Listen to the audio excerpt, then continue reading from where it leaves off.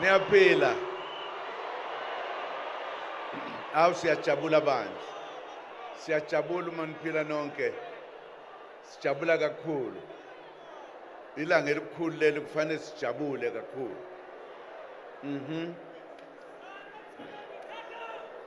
Oh indlela endlela esihambayo. Oh indlela endlela esihamba. Oh indlela endlela esihambayo. Oh indlela endlela esihamba.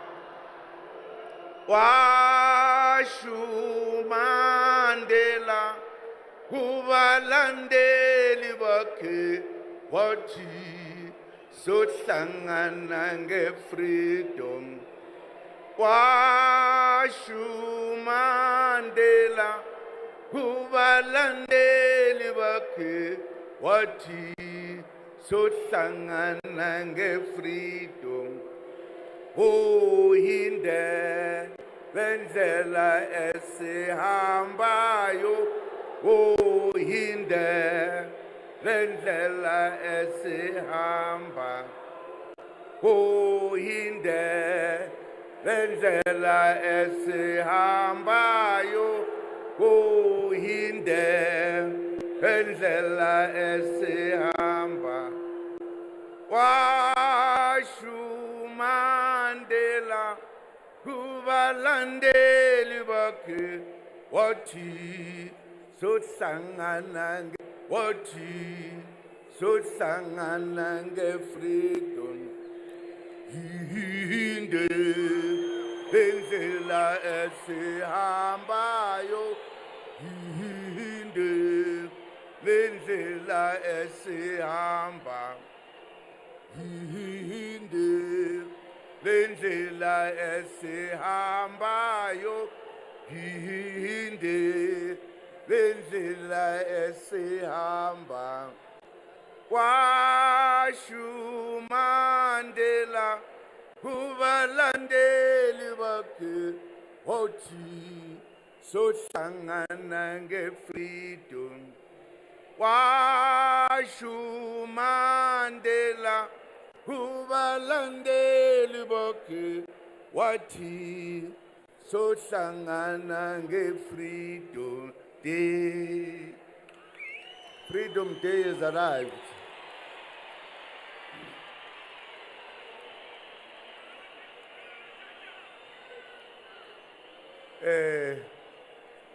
My comrades, akwi-leadership kuzo zonke igaba sukela ku-national abakuma-province abakuma-regions nama-sub-regions nabaholi bama-branch uqobo nonke nizela ngobuningi benu. Bonda bezitha amakhosi akithi akhona la kanye nathi namhlanje. Kukhona namakhosi amakhulu okuyiwona aphethe wonke amalungu omkhonto wesizwe akhona la aze ngeinkani. Ngiyanibingelela nonke ekhaya.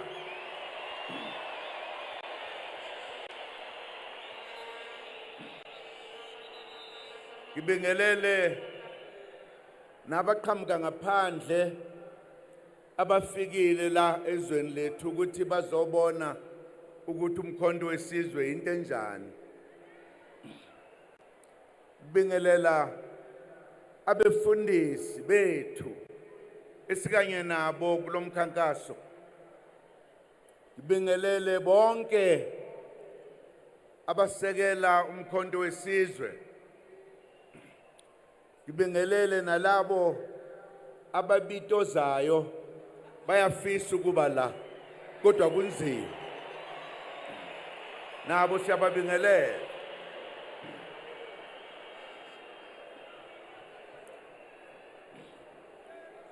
Bafowethu nodadewethu nabo bonke esikanye nabo namhlanje Niyokhumbula ukuthi insuku sezisondele insuku zokuvota kule nyanga ezayo elamanqamu elamani ukuthi libe khona. Yithi abanikazi balo esizobe siliqukulile silisa lapho kufanele ukuthi liye khona.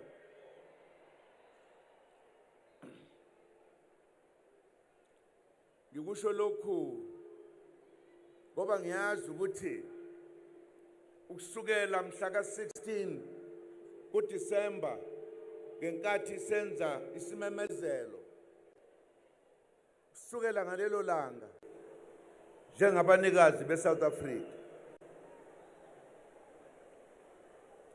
ngikhuluma ngokuthi nababethi hayi lona umlilo wamaphepha nje, abazi isingisi babethi i-fake organization, babengazi ukuthi intukuthelo yethu isihambe yaze yafika kokhokho, yafika kubo bonke, yafika ngisho ey'ngilozini zezulu bonke bakanye nathi, bonke bakhuluma lokho esikukhulumayo. Kuhambe kwahamba ke kwafika isikhathi sokuthi sithi awuhlangana umhlatho wazanayo.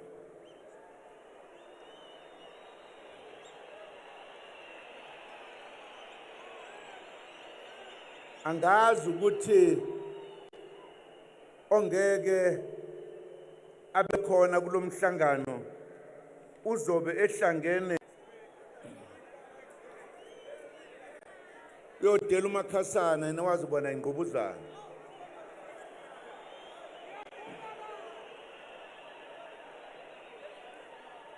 Sizoyishintsha iSouth Africa ibe iSouth Africa yethu sonke, siphile ngokufanayo, senze sikufunayo, sizwe ezweni lethu sikhululekile. Ngiyajabula ukubona insizwa zimila ngoba emini ngiye ngaphatheka kabi ngizwa kuthiwa ziyavinjwa endleleni, ngabuza ukuthi kanti lelizwe likabani ngoba insizwa ibona abavikeli bezwe. Sakha into ebalulekile lokuhlanganisa indlu yakithi emnyama eyahlakazwa abavakashi ababefikile la bezosibona, bathola sisho ukuthi bona abavikeli bezwe. Ngiyabonga bafowethu, ngiyabonga ey'nduneni, bonga kakhulu. Kufanele ukuthi uma sihlangene kubonakala ukuthi kuhlangene abomtsinso okuzimilela kulelizwe lase-Afrika.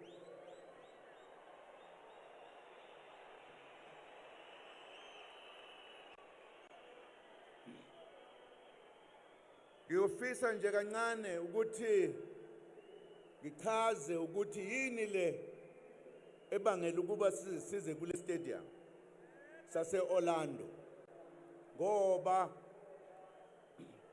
abaningi baya kulama stadiums amakhulu kakhulu ukuthi kugcwale wonke umuntu lapho, kodwa uma usuthi uyabuka sekuphuma imiphumela ngisho laba bebegcwalisile bawunamba ngemva hayi phambili. Sokugcwalisa istadium ubonisa ukuthi abantu baningi, kanti abanye bazele ukuzoyijabulela nje, hayi ngoba bethi bazolukhuza. Nampo-ke sebeyangithinta njalo. Orlando la. Isizathu esibangela ukuthi thina njengenhlangano umkhonto wesizwe ngeke sahamba siye kwezinye indawo, sizoza la eOrlando ngezizathu ezibalulekile. Ngemva kwesikhathi eside silwela inkululeko singabantu abamnyama, kwahamba uhulumeni wobandlululo wabona ukuthi lo mbutho owakhiwa okhokho uyahlupha ngoba ufuna inkululeko, futhi lenhlangano le okwakuthiwa uANC yakhiwa amakhosi kanye nabefundisi nezifundiswa ezaze zikhona ngaleso sikhathi ezasaqondile ngqo, ngoba kuhamba zaningi seyabanga mayihamba indlela, abanye bawele ngaphandle abanye bawele ngaphakathi. Lokho ke kwenza ukuthi uhulumeni wobandlululo uthi uma sivumela amakhosi lawa abathi bona base bewehlulile abe kulombutho, kuzokonakala kubona ngoba bazolibuyisa izwe labo, ngoba bona ilwele izwe labo. Base bethatha isinqumo sokuthi ayikhishwe emthethweni iANC, ingabe saba khona emthethweni.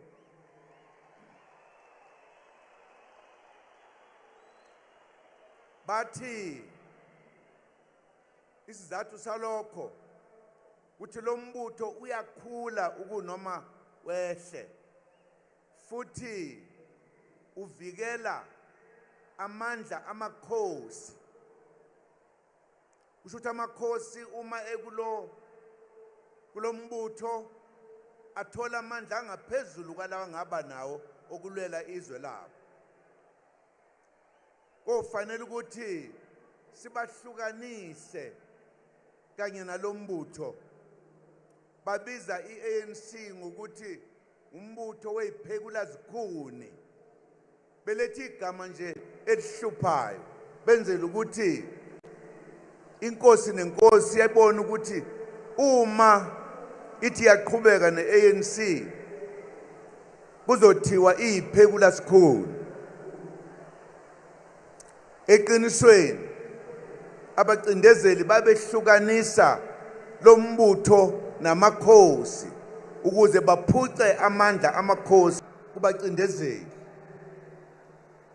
iANC ayakhiwanga abacindezeli, yakhiwa indlu emnyama. Sishisa, sinolaka, siyintsha, sifisa ukulwa sife manje sifela izwe lethu. Singazi ukuthi ngaleyo nkathi kanti abaholi babexoxa ebumnyameni sebengene ngaphansi komhlaba ukuthi kuzokwenziwa njani uma kunje.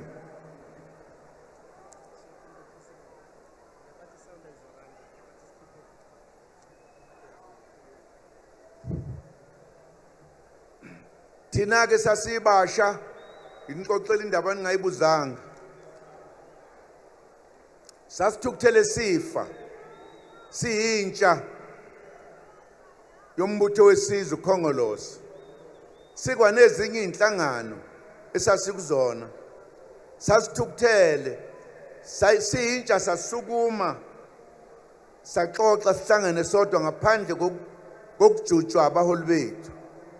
Sathi siyayiqala thina impi manje uma besaba belungu, sekuphakathi no-1961. Lapha eThekwini sasishisa phe, sifunda ipolitiki, sithukuthele, sifuna inkululeko yethu manje. Sabona ukuthi asintshontshe sithathe sethi sinqumo njengentsha yombutho sathi sizoqala impi eThekwini, impi yocelemba neibhamu. Ngoba ocelemba babethengwa, babengathengwa ngokuthi uzonikezwa into ethile, wawuthenga nje. Sithi sosusimpa abaholi bayoyingenela sesiqalile. Sasoyisusa ngocelemba ku-West Street naku-Smith Street, lapho kwakhona belungu kakhulu nje ngomgqibelo. Sithi sobagenca, sibagence, bayothi bekhipha ibhamana zabo sibagence, kuyosuka impi yomuntu omhlophe nomnyama. Ngale nkathi kibambene thina abaqali bayo siyonyabeleka sihambe sishone emahlathini, kuyobe sesiqalile impi. Kwakubungane kodwa kwakukuthukuthela kodwa kwakuyiqiniso. Ucabanga kwethuko lokho njengeyingane. Abaholi bethu abadala ngoba sasithi nivumelani ukuthi iANC iyavalwa emthethweni yabelungwini ngobethu. Kodwa kwaba khona ubufakazi bokuthi abanye abafowethu base Southern Africa ababethe uma befika eSouth Africa bathola umoya wombutho wesizwe obizwa ngokuthiwa uANC, bahamba nalo moya bafike emakubo bakha inhlangano. Okhumbuleka kahle umholi wayeqotho waseZimbabwe owahola iqembu okuthiwa iZAPU, uNkomo. Abamaningi ke amaqembu akhiwa ngaphandle neleli gama. AmaNgisi lapha ya eZimbabwe abona ukuthi le ANC iwrong ngoba iphethe umoya wala eSouth Africa. Base bethi ke abayivala umlomo bayikhiphe emthethweni. Lokho kwenziwa eSouth Africa la yayisibonele kwabaseZimbabwe. uNkomo ke kwathi makwenzeka lokho walishintsha igama, wathi lungile iANC yethu bayivalile, wayesakha iZAPU. Ngale nkathi ke thina sisho lokho sasidudwa naye lowa moya ukuthi asifuni ukwenza njengabaseZimbabwe, sokuqhubeka nje uANC ayihlangane phezulu ku45. Kanti abaholi bacabanga kanzima. Ingale nkathi lapho babethi sizokwenza njani manje, lapho kwasukuma khona abaholi ababili abalalela abanye abantu abakhuluma ezinye izinto. Ubaba uWalter Sisulu, umholi wethu owayehlakaniphe ngendlela esimanga, okuyena owa-organizer uMandela noTambo ukuthi bajoin iANC. Babemthatha njengomholi wabo. Behlangene umholi uMandela nomholi uSisulu bexoxa lolu daba, bafikelela eqinisweni elilodwa lokuthi uANC bavumelana bonke abaholi ukuthi akashone phansi komhlaba angaziwa, kodwa aqhubeka asebenze leli nkululeko. Kufuneka inhlangano entsha. Bavumelana ukuthi inyathelo elizothathwa manje elokuthi kuliwe kuphuma igazi ku45. Bathi mase bexoxile bobabili sebevumelene, base bethi ngoba babe ngamalungu esigungu esiphezulu iNEC bazoya khona bayothula udaba lokuthi ayibambane aku45. Bacela ukuthi kumhlangano olandelayo banikezwe ithuba. Wathi uTata uSisulu wena ke Diba ozolida le discussion kuba wayekwazi ukukhuluma nangempela wanikezwe ithuba wayibeka indaba bengazi abahola abadala nababemkantshubomvu omunye wayemkantshubomvu kwezepolitiki lapha eAfrika nase South Africa ubaba umholi owaziwa kakhulu owayeyikommunist kodwa futhi eyilungu lesigungu saka ANC owayebizwa kuthiwa Moses Kotane wathi mayilalele lenkulumo wacabanga ukuthi labafana bazobulalisa abantu yini labayenzayo kodwa ngemva kwalokho sebebuyile uthi uSisulu kuBaba Mandela senza iphutha ngoba sikhulumanga nalenkunzumalanga yepolitiki sikhulume nayo qalezwe sisuke sayithatha kancane hamba uyophuza itiye naye uyinika isikhathi ukukhulume naye nangempela wakwenza lokho yathi masebexoxile wathi uKotane sengikuzwe kahleke manje kule NEC meeting ezayo ulifaka udaba ngizobe sengingekuwena nangempela balifaka yaxoxwa kwaphikiswana isikhathi eside kodwa ekugcineni bavunyela ukuthi iqiniso leli isikhathi sokuthi kuchitheke igazi sesifikile kubalulekile ukwazi lokhu ngoba ngesinye isikhathi uma umlando singawazi singenza amaphutha namhlanje ayenzeka kwabadala mhlambe ngisho abadala bangawenzanga ngoba singazinikezanga ithuba lokucabanga kahle hle kwathi ngemva kokuthi sekwenzekile lokho yayisithi ke i-leadership ye-ANC ngeke kulunge ngoba kwakukhona inhlangano ezahlukahlukene ezazakhiwe ngenxa yobandlululo eSouth Africa ngoba uma uyiNdiya noma umlungu noma ikhaladi ngaleso sikhathi wawungavunyelwe ukuba seduze nomuntu omnyama umthetho wawuthi iANC abantu abamnyama bengavunyelwa ukujoyina labe ngikhulume ngabo base bakha ke ezabo inhlangano iSouth African Indian Congress enembono efanayo neANC kodwa yayingakwazi ukusebenza noANC kanye neColored People's Congress yamakhaladi kanye neCongress of Democrats yabamhlophe kanye neTrade Union Movement okwakuthiwa yiSACTU ile 5 eyayu kuthiwa ihumbimbi ngaleso sikhathi wabakhona ukuthi ke kuyafanela ukuthi kuyoxoxa ngeke iANC ixoxe yodwa kufanele ukuthi oza kwabo laba nabo babe ingxenye lesi sinqumo wabizwa lo mhlangano owahlala ubusuku bonke ixoxwa lendaba bagcina bonke bevumelene ukuthi isikhathi sokuthi kuchitheke igazi sesifikile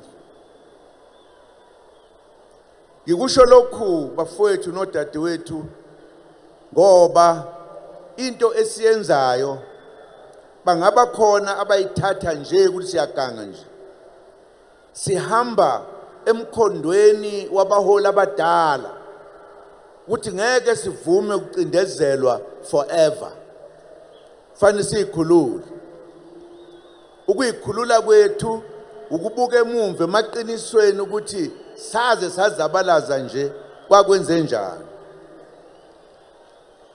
ibalulekile lento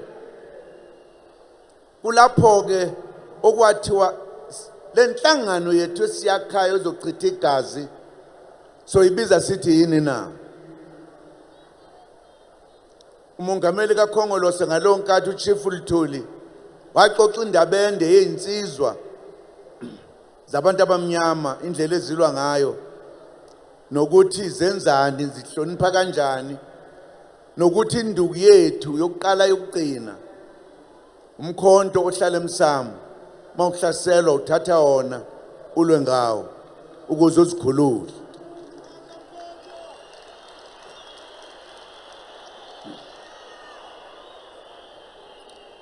Wathi mayiqeda ukukhuluma kanjalo yonke indlu wonke lamaqembu engikhulume ngawo athi elethu.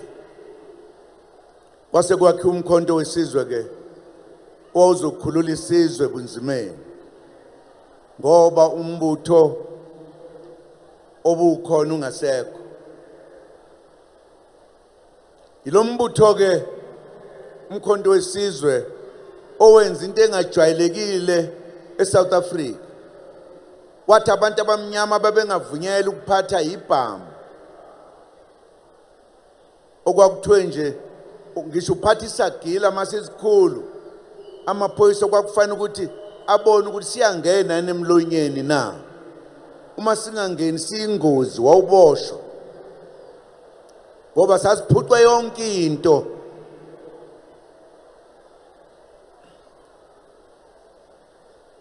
Kwaphoqeleka ukuthi siye emazweni angabangani bethu asempumalanga ngoba asemtshonalanga abonisa ukuthi awabona abangani bethu. Eqinisweni umongameli uTambo ngenkathi ethunywe ukuyokhuluma nabo bathi ngeke bona baqeqeshe abantu abamnyama ngoba labantu abase South Africa ihlobo zabo abangani babo abakwazi ukutraina thina siyobulala abangani babo. Ingakho amabombo umholi wethu Tambo abheka empumalanga. Lapho ke safike sathola khona ukuqeqeshwa sakwazi ukuthi silwe endaweni elingenayo ngebhamu nathi ngayo yonke indlela okwakufanele ukuthi silwe ngayo. Yilokho kwathatha inkululeko kwayisondeza ngoba phela impi yaqhubeka futhi yayikhula futhi yayenza umonakalo la eSouth Africa.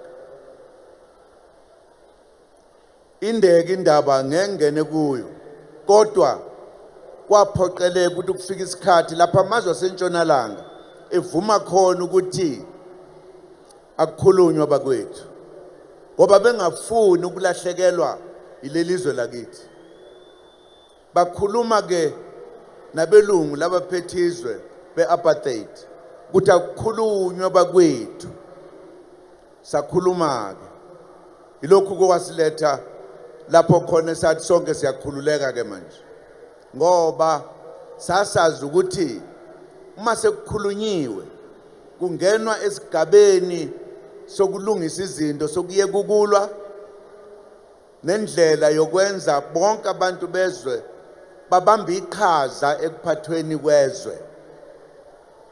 Sasazi ukuthi uma sesifike ngale sofika ekugcineni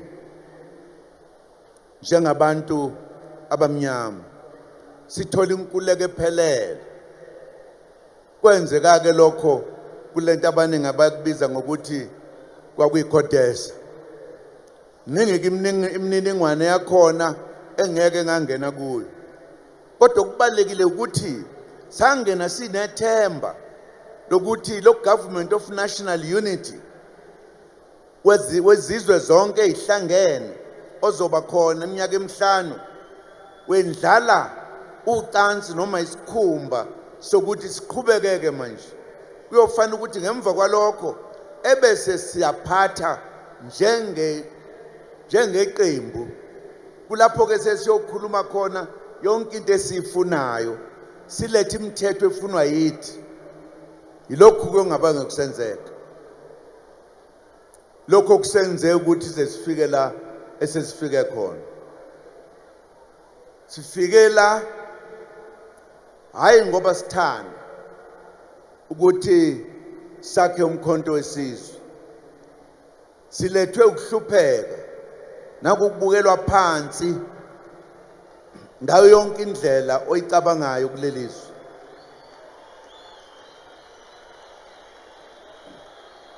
Uma sikhuluma ngokuthi abantu abaqasheki bathi ke phecelezi kuthiwa yini konje, kuthiwa yi-what, unemployment. Uma kukhulunywa nge-unemployment kukhulunywa ngendlela emnyama, akekho omunye kukhulunywa ngayo. Uma kukhulunywa ngabantu abahlala emkhukhwini yithi, akekho kolunye uhlobo ohlala emkhukhwini. Uma sikhuluma ngomuntu ohlala noma imaphi lapho kuthiwa kusemakhaya khona, uyaphoqeleka ukuthi uma ufuna umsebenzi ahamba ekude. Ungasuka kwelakini eNkandla noma kumaphi uye eGoli, ufike uhola imali encane bese kufanele uzondla ulapha eGoli, uphinde futhi uwondle nabantwana lapha eGoli, ngoba uma usuhleli lapha awazi ukuhlala wedwa. Ebese futhi ukuphinde uyokondla ekhaya. Umuntu omnyama kuphela onjalo, akekho omunye. Bonke zonke ezinye inhlanga zihlala ndawonye, zonke. Awukho umuzi ohlala wodwa njengeyethu, lapho hamba khona ingane yakho izikhohle uthi uma ungena icabanga ukuthi uyinunu ngoba ikwazi ibaleke icashe ngoma, ithi mama nunu nunu nunu, ngoba ikujwayela ikwazi, yaqala ukukubona. Umama unomsebenzi ukuthi ajwayeze lengane ukuthi ubaba lo. Ingane lokhu imbheka ethi ngoba kusho ma kodwa iphinde ibhekele nunu athi no ubaba, yithi lapho. Kodwa emhlophe umuntu uthi engena nje emnyango ibishaya isingisi, daddy daddy daddy, bisondela. Thina sibekwe ekuhluphekeni singabanikazi bezwe. Obaba mkhulu nokhokho balwa, ake sithi ke izikhali zabelungu zazinamandla zasehlula. Ngabe namanje sisangahlula ngaleyo ndlela ngisho. Ingakho sekungasaliwa manje, kuyakhulunywa nje, ngoba amandla aseyalingana. Isikhathi ke lesi sokuthi sikhulume ngokuthi thina sikhululeka nini na kulama khamandela.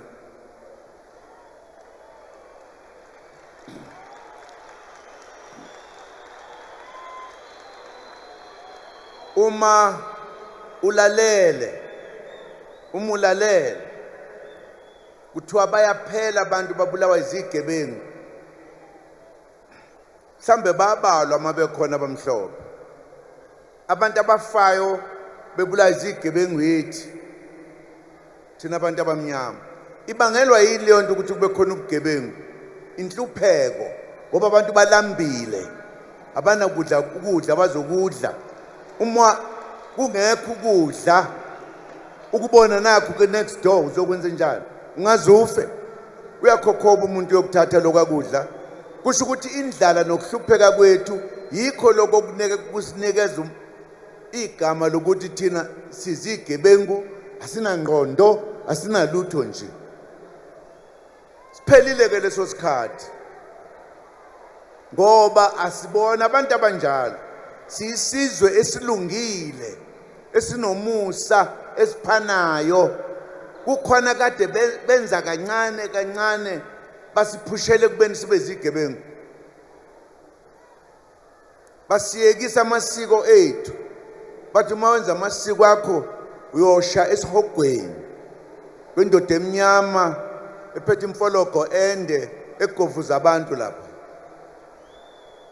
Akushiyo ukuthi kuyoba njalo kwabanye abantu. Uma thina singasukumi simele, ubani ozosimela? Akekho. Kuningi ke esesikhulume ngakho, ngoba kudala sikhuluma. Ngifuna sazi ukuthi sifuna manje ukubuyela endaweni yethu. njengabanikazi bezwe abahlobo bethu abafika kuthiwa yini konje uma uzocela indawo ukuhlala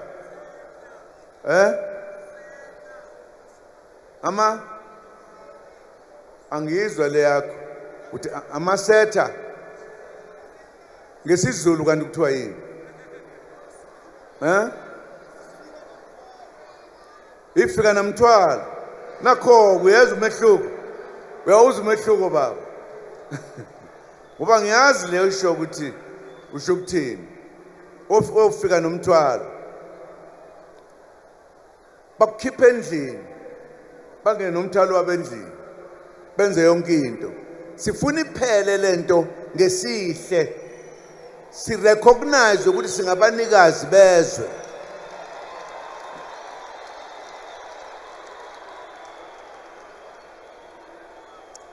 uma ukhuluma ngabantu la abahlupheke kusedlula sonke ilesizwe sakithi esakhe kakhulu mawusuya ngasekugcineni kwezwe ibona abahlushwe ngendlela eyisimanga eqinisweni ifika namthwalo zazifuna ukubabulala zibaqede baphele nya njengento eyenzeka kwelinye izwe kuthiwa kuse-Australia lapho abacishe babaqeda nje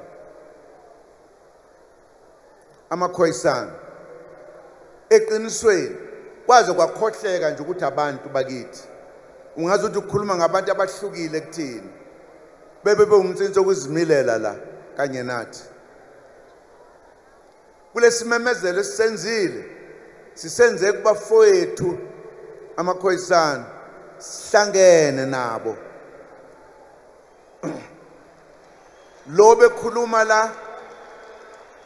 lo bekhuluma la inkosi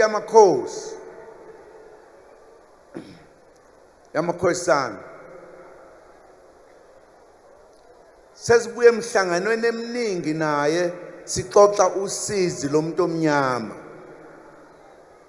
saze sahlangana nabaholi bamakhoyisana bonke savumelana ukuthi sizobamba ngasandla sinye kule game inkosi le ndaba ezitha ukhuluma na wonke abantu abaphethe ngaphansi kwakhe amanye amakhosi nabanye nezikhulu zakhona ukuthi isikhathi sifikile sokuthi amakhoyisana angasali ngaphandle kulomzabalazo okulungisa izwe lethu ukuthi sonke isizwe samakhoyisana sithatha isifungo sokuthi sizoba amalungu omkhonto wesizwe throughout the country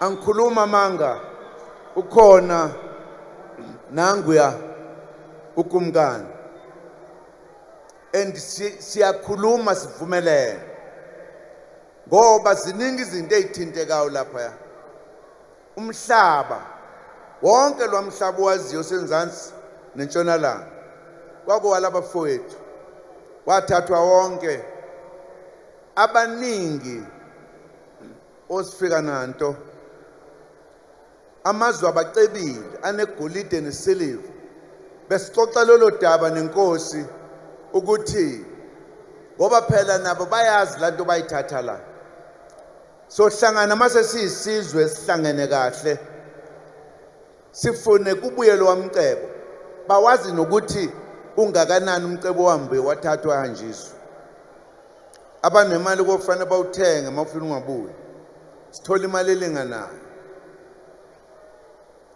ngamanye amagama senza abafowethu nodadewethu lento okuthiwa ngesizulu ingayizivele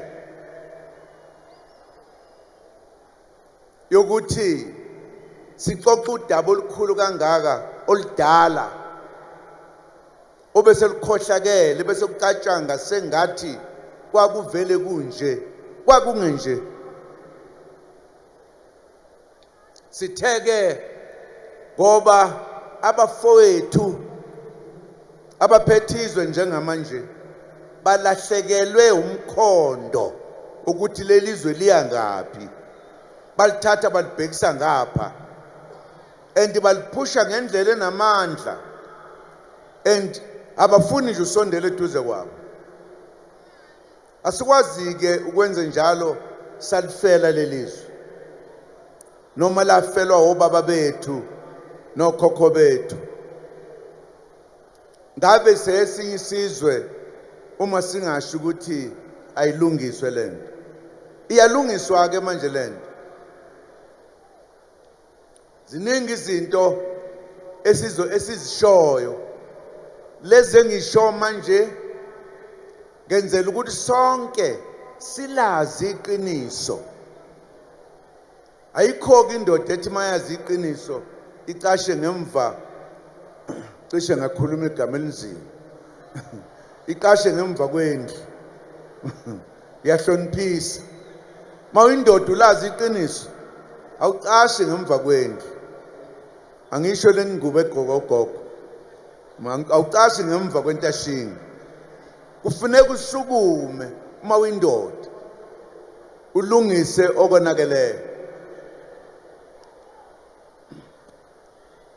Okunye kwezinto esikhuluma ngakho esifisa ukwazi sesike sakhuluma ngakho kaningi ukuthi into abasinqoba ngayo ofika namthala ukuthi bathatha amakhosi bawaphuca amandla, bawaphuca ukuthi awumtsinso kuzimilela la abekwe amakhosi amadala awazalayo akhona ngegama. Uma ubheka kahle ngisho ikhansela likahulumeni linamandla adlule inkosi. Isimanga leso, asikwazi ukuvumela lokho. Amakhosi iwona abusayo ngisho lapho kwaphuma khona abamhlophe. Amakhosi aphethe abanabo mongameli, bano prime minister, ondunankulu abaripota ebukhosini bezwe. Uma beyenza bona thina ngeyindaba singayenzi, ukuze kube khona isithunzi nokuhlonipheka kwezwe lethu eAfrika. Amakhosi kufanele abuye. Into ke le umkhonto ozoyenza. Yingakho nje sithi sifuna ngelanga lokhetho indlu emnyama ivote ndawonye ngo 2/3 majority.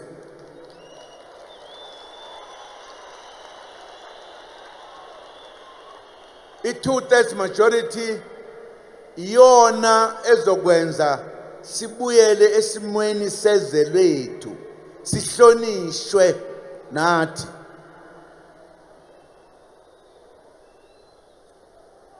Abezombusazwe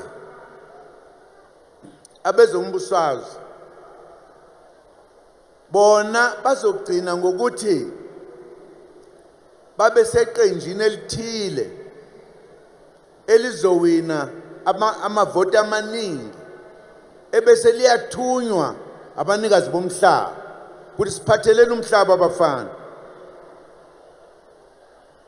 Kuzothi uma sibona ukuthi niyaphuma endleleni sinikhiphe, sifake abantu abaqotho ukuze kube khona ukuhlonipheka. Namhlanje abantu sebenza ukuthi izwi lamakhosi lingabi lutho, kungasuka umuntu kwakhiwe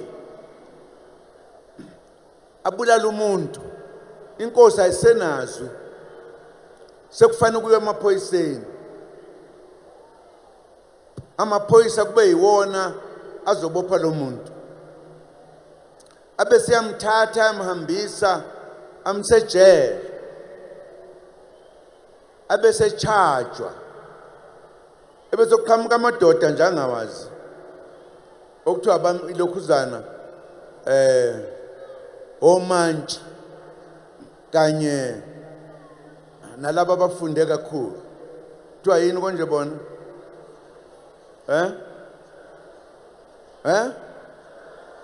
amajaji senike nayibona into enziwa amajaji uma ekuzonda akuzonda ngempela akugwebe noma ungenacala kodwa lokho akuwona umsebenzi wawo uma ke senza lokho sibuyisa isithunzi akuze ukufa umuntu endaweni yenkosi kulindwe ikhansela esayobizwa amakhosi kufanele benamandla okuthatha inqumo lezi ayizithatha ngesikhathi selembe kwangekho mlungu othathele inqumo sasithathela inqumo futhi sasingenawo ngisho lento okuthiwa ugwetshela intambo ngoba sasineqiniso umuntu sasikhuluma naye simbeka icala azazi ukuthi unecala zasingeziningi igebengu ebese uma limlahla icala ahlawuliswe isizwe ingakho kwangekho sigebengu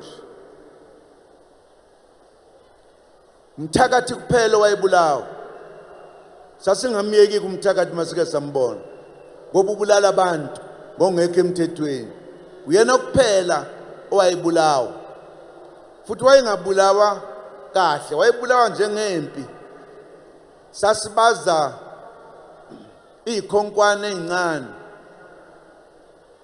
simchathe ngazo uyoyibonela yena ukuthi kosanini ngoba ubulala abantu akekho komunye esasimbulala ngoba inhliziyo zethu zinhle icala sasilithetha abaziyo ngisho lapho esithi khona kusemakhaya kulwa khona izimpi uma isilwe yaqeda isilanyuliwe kuyaxoxa ukuthi bekonakelephi uma sebethi kiphelile ebese kuthelelwana umlotha ngeke ukuthi ngoba thina sabulawa sabaningi nathi sifuna ukubabulala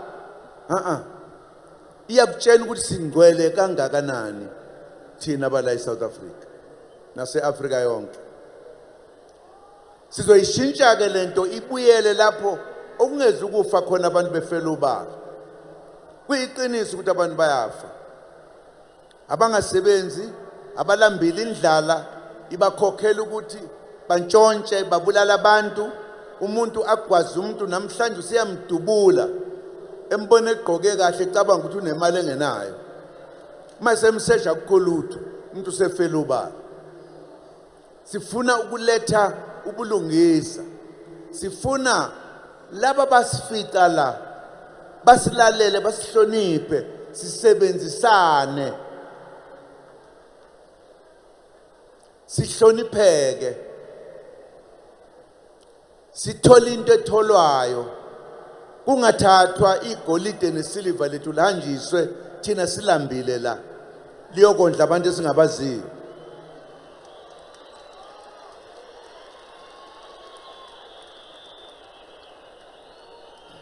amakhosi siwabeka phambili ngoba angabanikazi bezwe ezinye inkinga ezehla phakathi kwabo siyalingana nazo ukuthi soyixoxa silungise ngoba siyazi ngenkathi kuphangwa izwe khona okuningi okwakwenzeka kufuna thina siyakwazi ukwenza lokho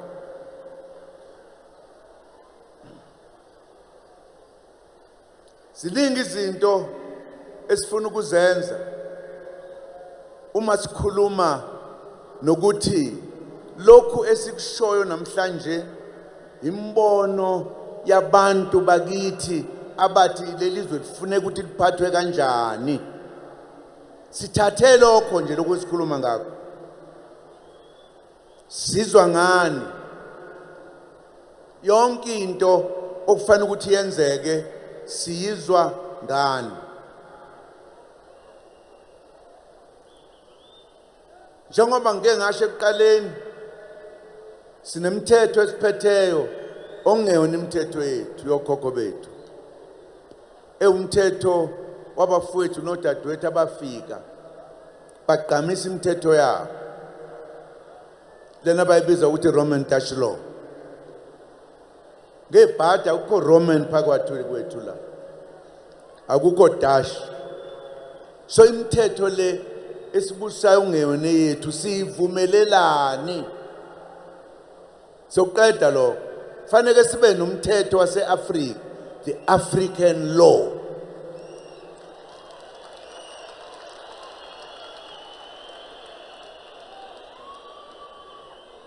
Ziningi izinto esiza nazo esizozichaza kahle sesizifake emqingweni eminingi ukuthi sifuna ukubusa kanjani. Sifuna ukuthi ingane zethu zifunde mahala eziqhamuka emzini ehluphekayo.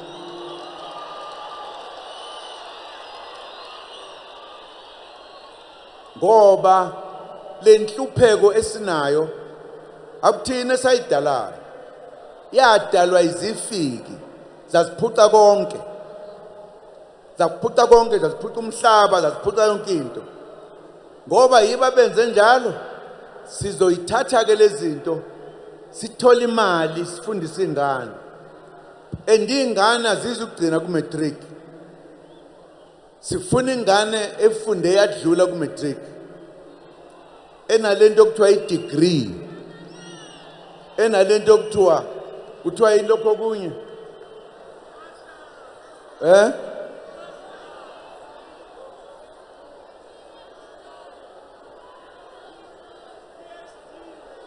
hayi PhD usukude kakhulu, funa lokho kuse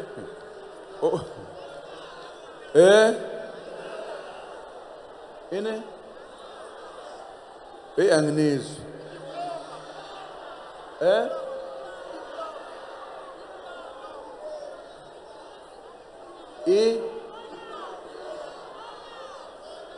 hayi DA ngibizile DA lo ekhulumayo, sebengitshenile abaziyo bathi diploma. Yebo, ngoba inkinga esenziwa ngayo ingane zethu zifuna ukufunda into elula esikoleni ebese ziphasa zingawuthola umsebenzi. Kanti uma ufunde izifundo eziqotho noma ungawuthola umsebenzi uyakwazi ukuziqalela owakho umsebenzi ube ubasi. Sizoyiphoqa ke leyo nto izokwenzeka ngenkani. Umzali ongafuni ukuthi senze njalo mhlambe songase sifakene ejele, ngoba wenza ukuthi kube khona i-citizen kulelizwe lakithi engakwazi ukwenza lutho. Izophela lento ukuthi abantu abaqashiwe nya, konke lokho kuzophela. Zonke lezi zinto zokuthi kunezingane eziphuza utshwala ubusuku nemini zizingane ezingenamali bese zikhuthuza abantu ukuthi ziphuze, sizoyiqeda nya.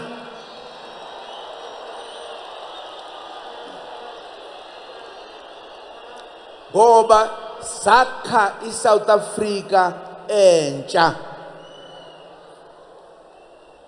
enabantu abaqotho, abahloniphekayo, abakhuthele. Sizoyiqeda futhi nalento ukuthi ingane ezincane ezingakafiki ku-18 seyiqhela izisu. Wakwezwa phi leyo nto? Alikho noma linye izwe la emhlabeni eliney'ngane ey'ningi ey'phikwa uyise njengase-South Africa. Sizoyilungisa naleyo. Ingane yakho moyithanda ayikhule ngobunono nangokugezeka nangobuhle nangenhlonipho kuze kufike isikhathi ukuthi ithathwe iyokwakha umzwayo. Ngoba sinazi ingane obaba bazo ngoba bancane nabo abanayo nemali ukuyinikeza lutho. ebese beqala nabo ukuntshontsha abantshontshela izingane zabo. No, so iqeda leyo nto. Kufuneke singesabani ukukhuluma amaqiniso. Sizwe sakithi singahlekwa sikhona.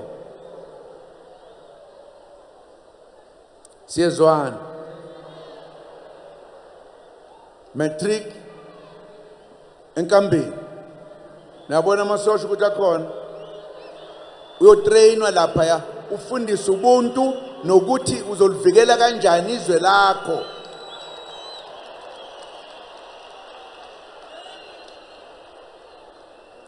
So zenza ke lezo zinto. Ingakho ke sifuna ukuthi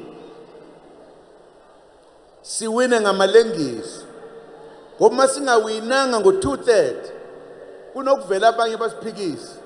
Singakwazi ukuyenza lento. Ingakho nje ngithi bakwethu labo abangafuni noma abesabayo ukuvotela umkhonto wesizwe esidlangaleni abangene lapha kulela gumbi bavotela umkhonto wesizwe bavalela.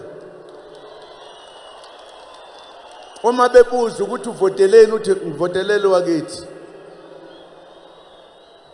Kuyothi ke ngalowa nyaka leyaminyaka esihlanu usungaphinde uvotele iqembu lakho mawubona ukuthi lokho kuyasiza.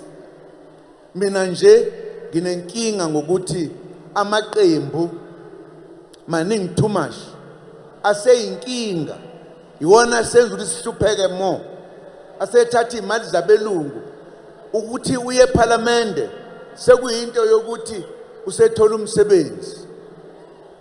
Uma sesizenzile lezi zinto abantu bakithi abazuswela kangaka ngeke ke sihlupheke. Buka nje umehluko. Angazi noma nake nayizwa lengoma yekhehle lidala elalifika ejele for the first time. Lathi ihlatshelelwa enye insizwa yangapha kwezinye indawo. Yathi ilele seyivukile iboshwe. Kufika abasejele hey ulaleleni mnomzana. Yathi awu phela kithi angivuki ngakayithola inkomishi yetiye. Funa ngiyithole kuqala. Bathi neminyaka emingaki no 14 wonke. Nami na 28 nje kuphela. Ungibona nje. Ungamangalweni ukuthi yini 28. Awukwazi ukuthi sesibadala sibangaka. Sekufanele ukuthi manje silwe nezigebengu. Ukuthi sisuse izigebengu ekubuseni kwezwe ngoba zizigebengu. Kufanele sihlale mase sibangaka siphumule sidlalise abazukulu. Angithi siyajabula. Izinto lezi ezimbalwa engizishoyo esizozenza zokulungisa izwe lethu. Uma senze iminyaka emihlanu yokuqala sonke sebe sesibona masuqeda ukuthi ngempela libuyile elabantu abadala.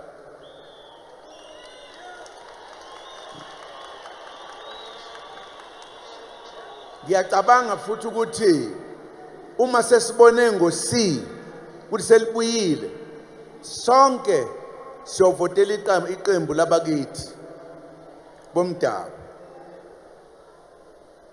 Ngoba kulabo abaningi enibavotelayo nibatholela umsebenzi yokuphela abanandaba nani bafuna ukuyidlala eParliament.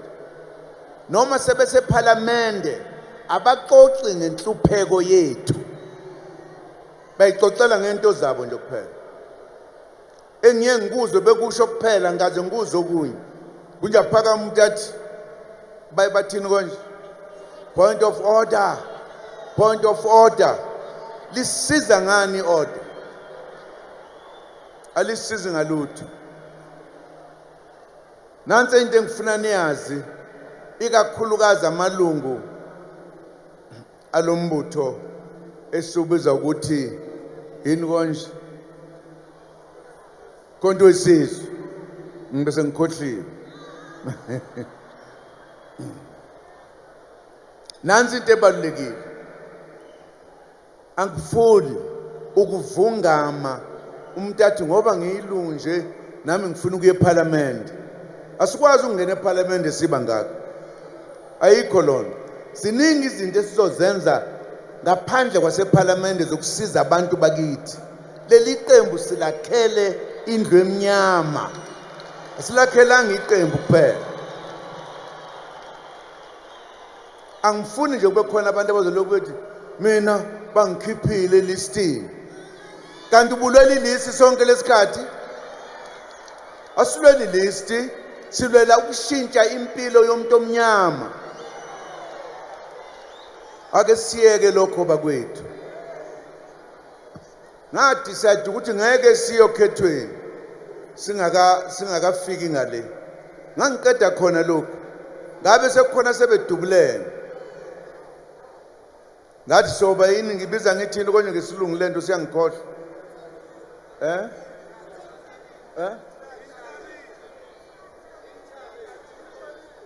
Interim, thank you. Interim structures. Interim structures mean structures ezikhashana.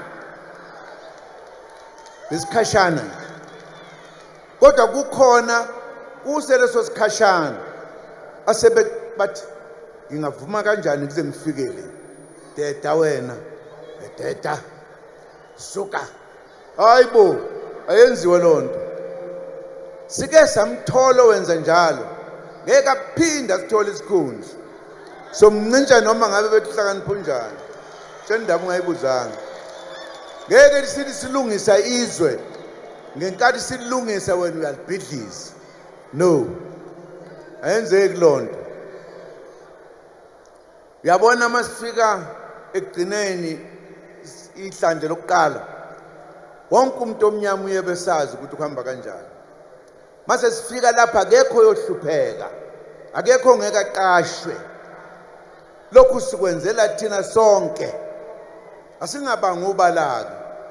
Abantu baze baphathelana ibhampela nje kodwa uthi uyilungu lomkhonto wesizwe. Uzowenza njani amasosha ngakho?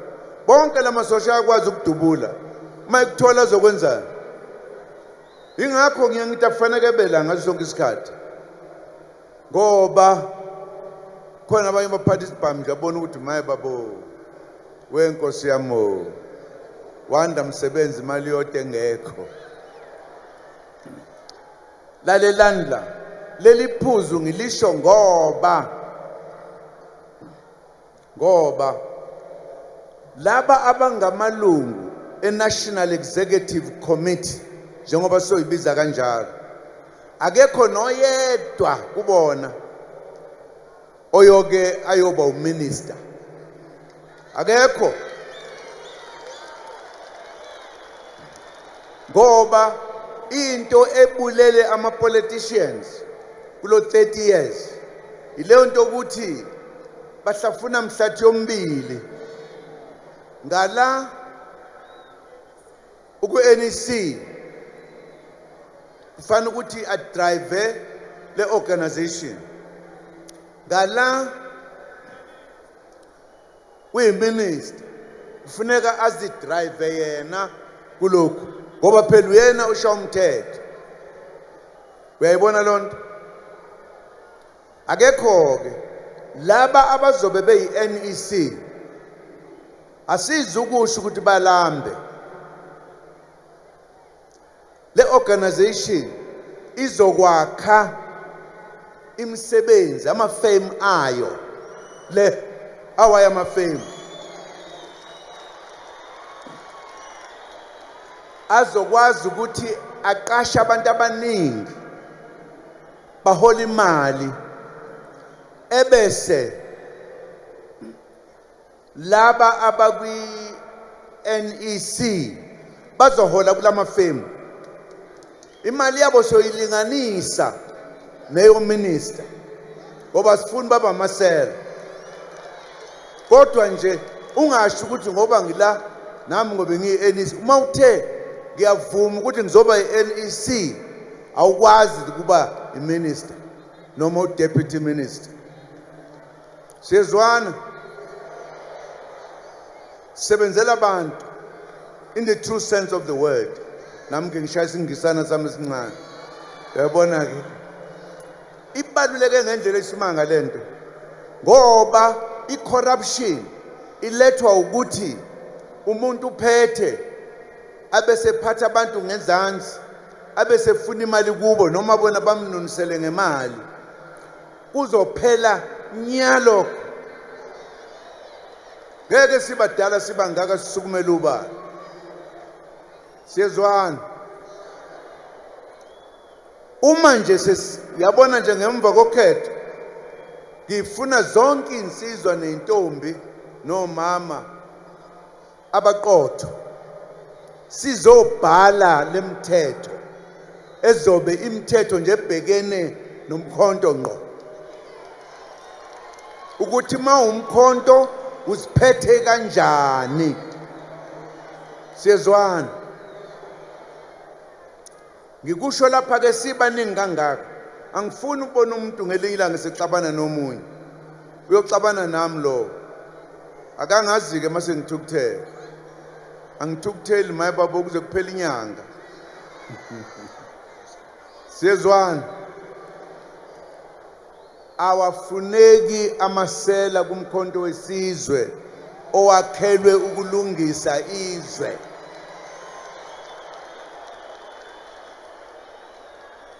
Siyezwana, namhlanje ke sihlanganele ukuzotshena izwe ukuthi sizoliphatha kanjani. Nathi sonke malungu sazi ukuthi iMK izoliphatha kanjani lelizwe. Noma ngabe use-Western Cape, noma ngabe useLimpopo, noma ngabe umaphi, sizobuswa umthetho owodwa sonke. Siyezwana, sifuna kube khona ukuthula noxolo kulelizwe lethu, kuphele indlala. Kukhona ezinye izinto esingazi ukuzisho manje kodwa ezizongena mase sihamba. Laba bantu abahlakaniphileyo abanikwa imali abantu bangaphandle ukuthi ababulale lelizwe bazi kahle ukuthi lo mkhonto mawusuphethe sizobakhipha one by one, one by one. Kufanele bahambe bayoresigna kuma-handlers abo ukuthi ngiyacela impela ngeke ngiphinde ngikusebenzele kubi. Siyezwana,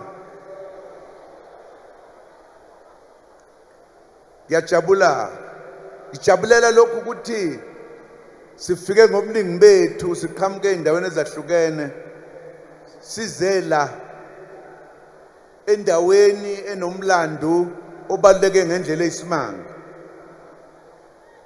Sekusele insuku osungazibala ngeminwe ukuthi sifike lapho esizovota khona. Akhona ka mahemhem athi igebengu zakha amavoti amaningi, angazi noma iqiniso yini, kodwa ngoba sinabadala, sinoNkulunkulu, sinoJesu, sizobabamba uma beke benza lokho. Sobabamba nje. Ngifuna ukunibonga nonke, ngibonge amakhosi esibe nawo kanye nathi. Ngiyathembisa ukuthi amakhosi ngemva kweminyaka eminingi sukela sathathelwa ubukhosi bethu kuyaqala ngawo ukuthi amakhosi ahlangane ngobuningi kukhulunywa ngento yezwe lethu. Lento iyasifudumalisa, isinika ithemba ukuthi asihambi sodwa, sihamba nobaba bethu, sihamba nababusi bethu. Ngokunjalo ngifuna ukubonga abefundisi okuyibona abasikhulumela nomdala inqanga, abasikhulumela nabadala bakithi nakho konke. Ngibonge nje nonke bantu base South Africa ukuthi uma kumenyezelwa ikusasa lethu nisukume ngobuningi benu. Ngijabula kakhulu ninginika ithemba, ninginika ukukhululeka emphefumulweni ukuthi manje siyashintsha indaba yenhlupheko yethu njengabantu abamnyama. Sizofana na wonke umuntu, noma kumnyama noma kubomvu. Elamanqamu kule nyanga ezayo. Uma bethi ngoba phela sedumele emasumpeni, uma bethi ke ngalonkathi iyabhubhudla inkezo, niyokwazi ukuthi kuthiwa siwathatha onke amavoti, ugcwalile 2/3 majority, iyobe ibhubhudla ke inkezo. Ngeke sibathuke kwelakithi siyesithi iyabhubhudla inkezo. Ngeke ngisho ngoba abangaziyo bothi ngiyathuka kanti angithuki, ngiyakhuluma. Amandla awethu, Matla Erona, all power, kwaza mkhonto kwaza, umshene wami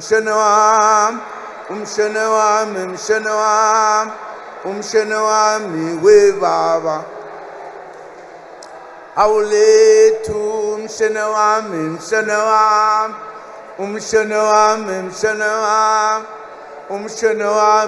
we baba, umshene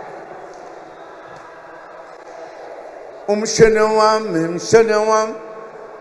awulethu umshene wami we baba, awulethu umshene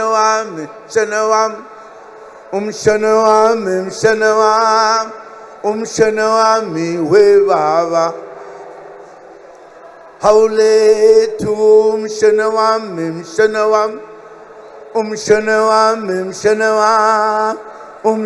wami we baba,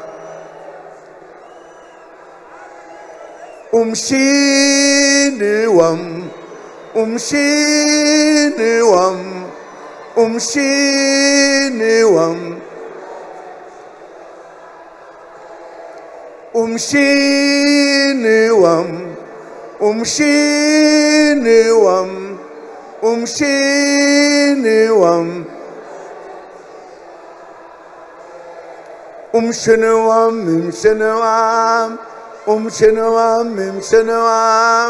umshene wami we baba, awulethu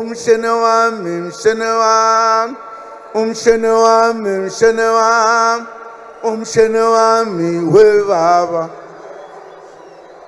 hayi wena uyangibambezela, umshene wami we baba, hayi wena musungibambezela, umshene wami we baba, awulethu umshene wami